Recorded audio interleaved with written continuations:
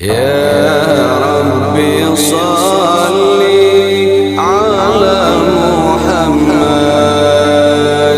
يا رب صل عليه وسلم.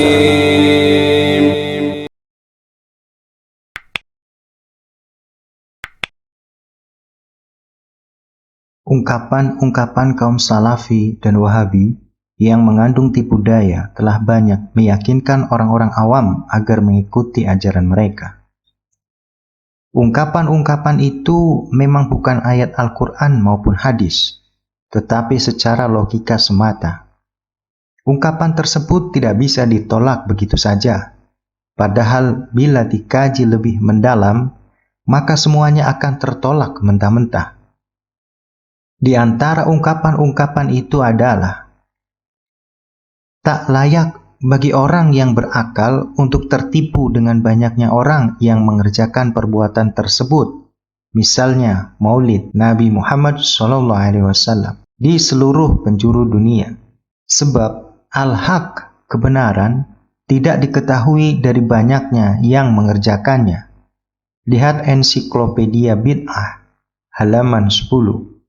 Dengan pernyataan ini, sepertinya mereka lupa bahwa yang banyak melakukannya, misalkan Maulid, di seluruh penjuru dunia, bukan cuma masyarakat Islam yang awam. Kenyataan itu juga menunjukkan bahwa di seluruh penjuru dunia, ada banyak pula para ulama Islam yang menerima acara Maulid sebagai suatu kegiatan positif dalam pandangan agama. Dan merekalah yang mengajak umat untuk mengamalkan dan melestarikannya. Para ulama itu bahkan banyak yang menulis kitab khusus berkenaan dengan acara Maulid. Berarti, mayoritas ulama dan umat Islam menganggap acara Maulid itu positif, kecuali segelintir ulama Salafi dan Wahabi, beserta sejumlah kecil para pengikutnya. Jadi lebih baik mana? Pendapat mayoritas ulama atau pendapat segelintir ulama? Bukankah hadis mutawatir yang diriwayatkan banyak orang lebih kuat status keotentikan dan kebenarannya dibandingkan dengan hadis ahad yang diriwayatkan oleh satu atau beberapa orang saja? Al-haq, kebenaran, tentang suatu amalan memang tidak didasarkan pada banyak atau sedikitnya orang yang melakukan. Tetapi pendapat mayoritas ulama tentang kebaikan amalan itu adalah jalan yang lebih selamat dan paling logis untuk mencapai kebenaran tersebut.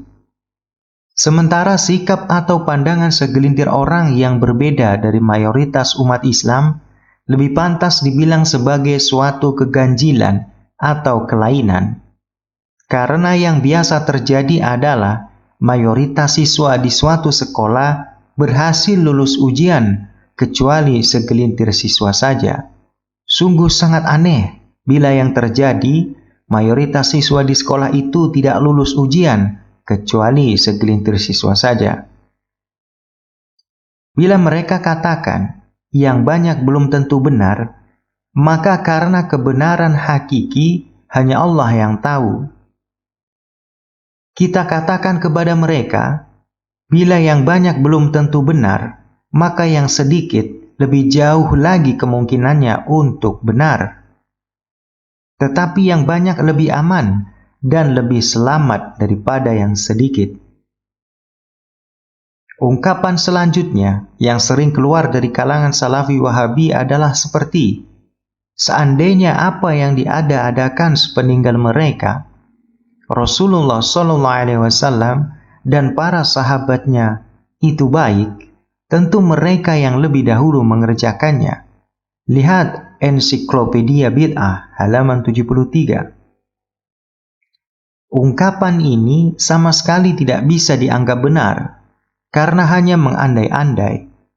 Pada kenyataannya, perkara-perkara baru seperti peringatan Maulid Nabi Muhammad SAW atau yang sepertinya memang mengandung banyak kebaikan.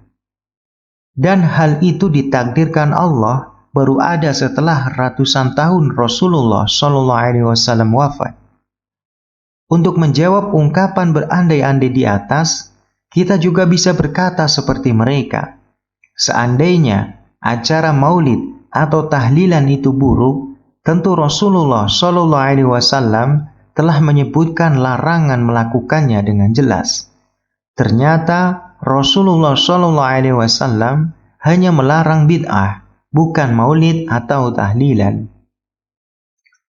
Beliau juga tidak menyebutkannya sebagai amalan-amalan yang merupakan dosa besar, seperti syirik, zina, durhaka kepada orang tua, lari dari medan perang, dan lain sebagainya.